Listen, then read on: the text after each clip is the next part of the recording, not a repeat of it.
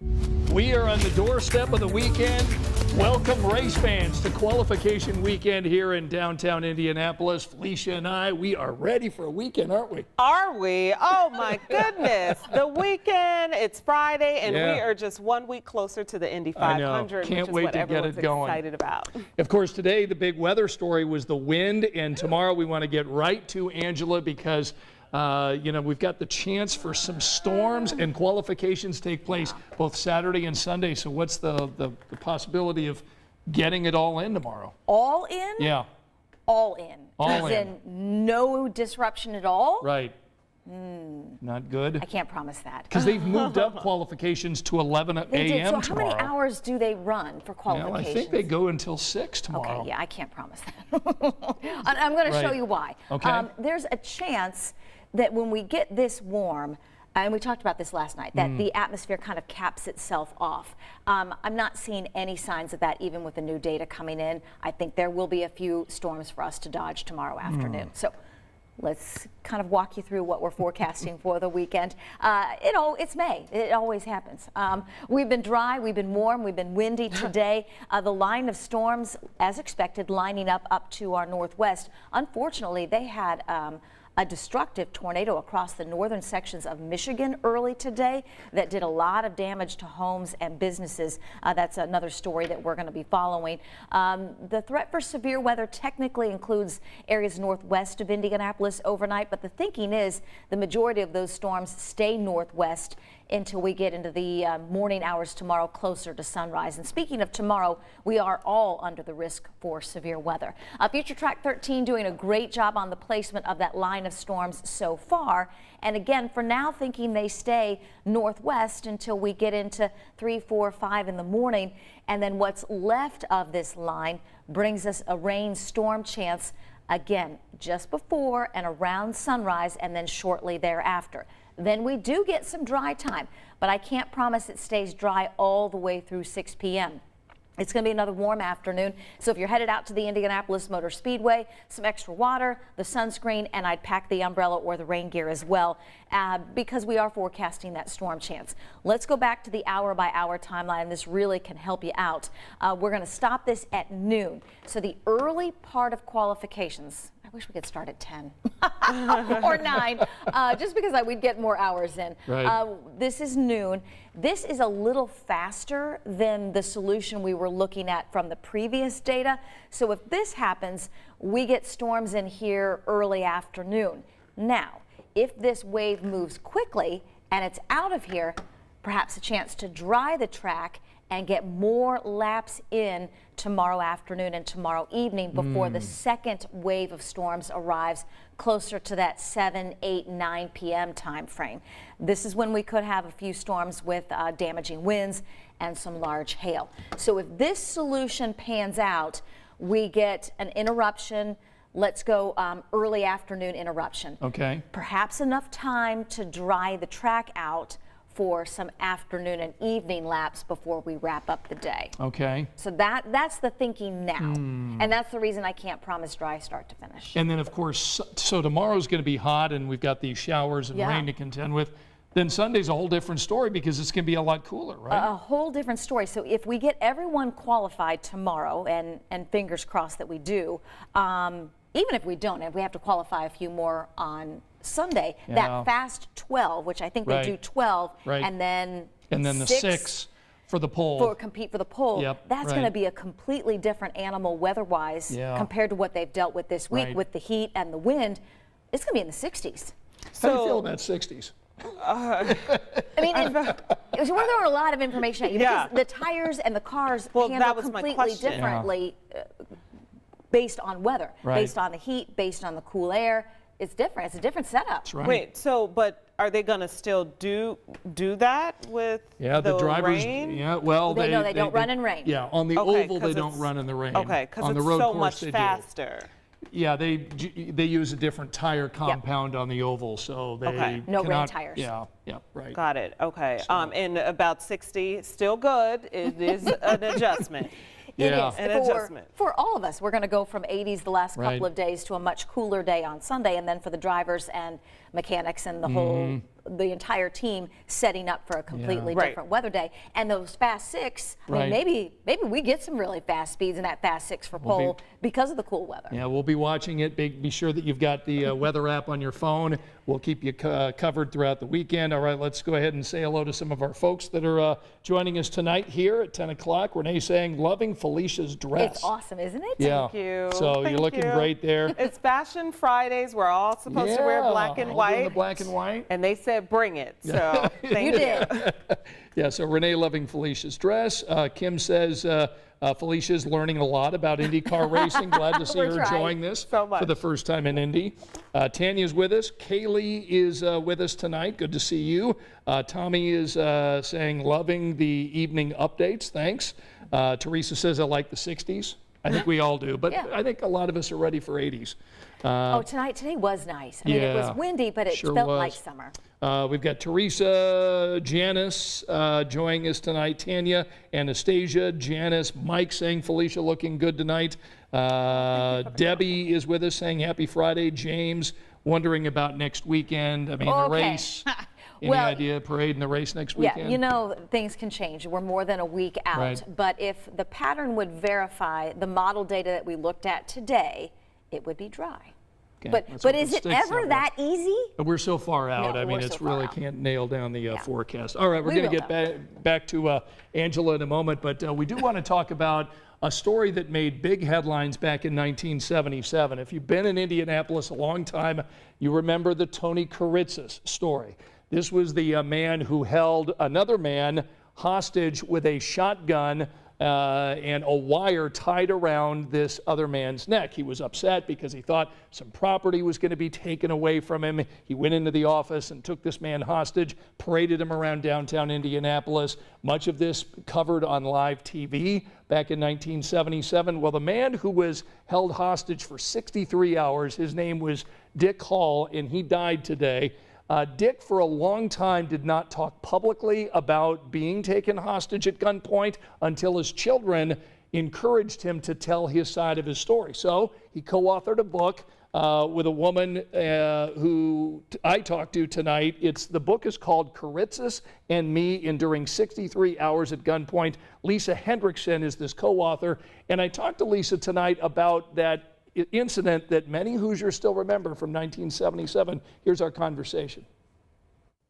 Dick got the call from Tony. Tony came into his office one morning in February 1977, and he was carrying a large white long box, and he had his arm in a sling and what looked like some plans, architectural plans. And so Dick wondered why Tony was coming to see him, since he hadn't really been involved in the relationship up to that point. And he asked Dick to roll out the plans. Dick turned around to do that. When he turned back around, he saw that Tony had taken a gun out of the sling that he was wearing and had a shotgun with him. So he subsequently wired the shotgun around Dick's neck and walked him around Monument Circle downtown with the gun wired to his neck and with Tony Kuritzis' hand on the trigger, so that if Dick tried to make a move, he would be shot. And that's how the whole incident started. Then he took Dick to his apartment on the west side and held him hostage for 63 hours, 3 days, while the FBI and police negotiated to try to release him. All that while, Tony was engaging in phone conversations with Fred Heckman, who was the news director of WIBC radio at the time. And much of that was aired live. And Tony was very angry. And so for the next 3 days, Dick was held hostage while they tried to resolve the situation. How did this finally get resolved? Well, after the 3 days, the FBI was negotiating with Kuritzis, and they made him a promise of immunity, which they did not intend to keep, but they felt that this was the only way to get Dick released without being harmed. So they let Tony have this news conference in the clubhouse of the apartment where he lived. All the media was gathered around. Dick still had the gun wired to his neck. Tony ranted and raved and then handed Dick a piece of paper which he called a confession, which he made Dick read, and Dick read it, and Karitzis released him. Soon afterwards, Karitzis fired off a shotgun, from what I understand, into the air, and then he fired it off again, but the second chamber was stuck. So they took him into custody. Karitzis ended up being found not guilty by reason of insanity, and he was committed to an institution for many years, and then he was finally released.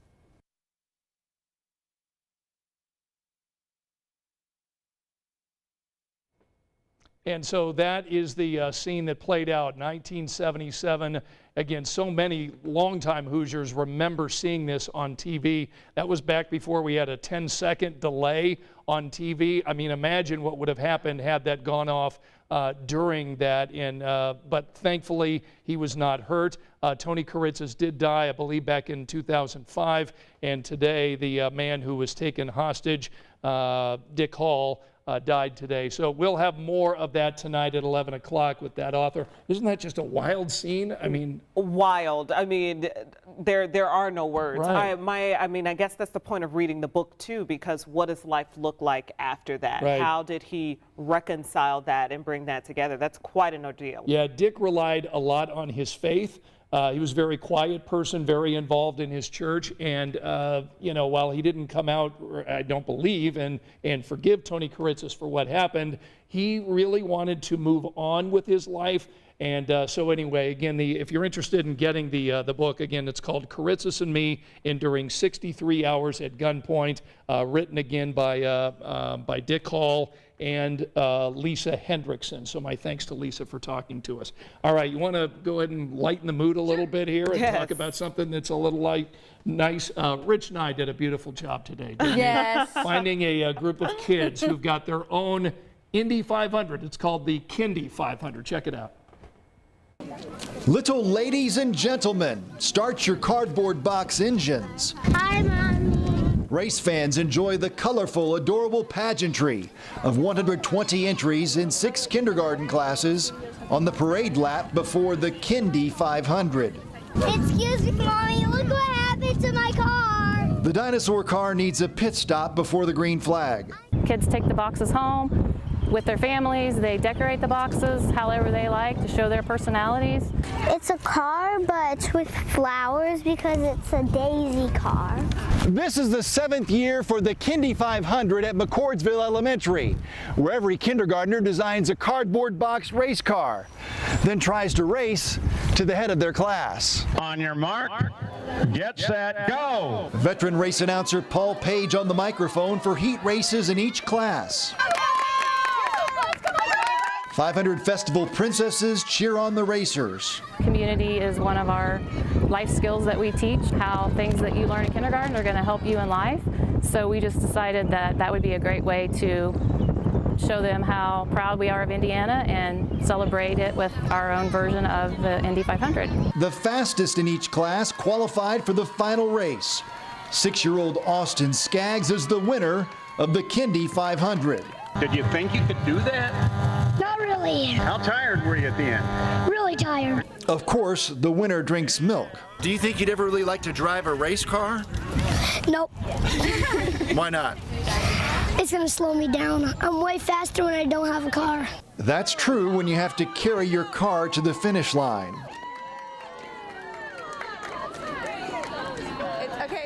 We deserve those smiles. So we deserve that cuteness. We needed great. all of that. Yeah. Yeah, that's You ever want to race a car? Nope. We'll see how Austin feels when he becomes a teenager. Yeah, when he can actually drive and yeah. Really cute story. Thank you, Rich, for providing that. All right, so big weekend forecast, lots of outdoor plans, regardless of if you're going to the track or not. How's it looking? Yeah, track, graduation parties, soccer games, you name it. There's lots going on for the weekend. We do have storm chances in the forecast for tomorrow. It is not going to rain start to finish, and really, I can help you make your plans with Future Track 13. Lots of dry time the early part of tomorrow. Stop it at noon and you can see some storms getting going. If they get going in Illinois, they are going to move our way. Thunderstorms possible early afternoon, This is the latest timeline. Then a bit of a break before some evening storms. Storm potential, at least that severe potential, includes some damaging winds and some large hail. Lightning with any storm is always a threat as well, and heavy rain. So we'll just kind of keep you updated. And really the best advice is to take the app along with you. When I got up this morning, there were a couple storms just northwest of Lafayette, and because I have Purdue in there because of Luke, I had lightning approaching your location near Purdue. It's neat that you get those alerts. Yes, so it will follow your location. You can put other locations in there, and it's an easy download and very helpful. Yeah. We're getting close to our weekend, aren't we, ladies? Yes, inching closer. We're ready. No one's watching. Drum roll for the weekend. Right. We're going to hopefully see you tonight at 11 o'clock. We'll be on in 45 minutes over on Channel 13. We'll see you then. Good night.